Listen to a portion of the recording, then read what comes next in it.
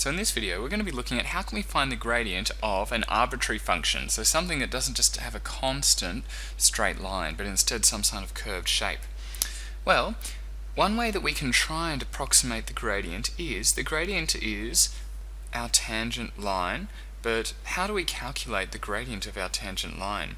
Well, one way we can do it is we can just look at a point, the point we're interested in. So let's suppose we're interested in point A here. What we can do is we can have a look at the x-coordinate here of A, and then we can look at its x-coordinate some small distance later. So we'll call that position x plus h. So h is a small number, we're looking a little bit further up the curve. If this function is following, so let's just say that this function is fx. So in this particular case, if we were to calculate the gradient between these 2 points, the gradient would be given by the change in our y-coordinate, which is the function of x, divided by the change in the x-coordinate itself, which in this case would be h.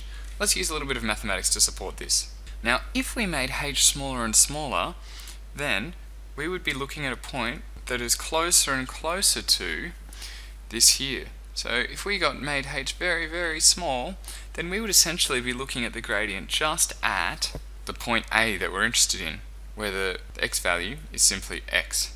So really what we want to do here is we want to find the limit of when h approaches 0.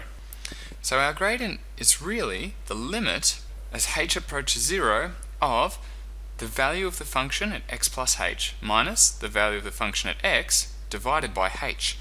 Now this might look like a bit of a problem. We're dividing here by something which is approaching 0. So this might seem like we're going to get an undefined value or something that's impossibly large.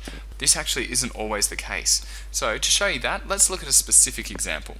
So let's have a look at the specific example where we're going to let our function or our y value be equal to x squared. Now using what we just derived, the gradient at any particular point should be given by the following. Now in this particular case, our function is just x squared. So to substitute in, where we had x before, we replace with x plus h, we get this. Now if we expand our brackets, we get, and as we can see here, our x squareds are going to cancel out. Now in this particular case, if we look at the limit of h approaching 0, we notice that we actually have h on both the top and the bottom here. So I can actually cancel out those h's, and that means that I'm going to get 2x plus h. See how this h here cancels out with the h both there and there? So if I look at that limit as h approaches 0, it is simply 2x. So what that's telling me is that the gradient of the parabola y equals x squared at any point is just 2x. Now let's think about that for a minute. Does that make sense? Well, as the x-coordinate gets bigger, so let's imagine we're going to compare two x-coordinates.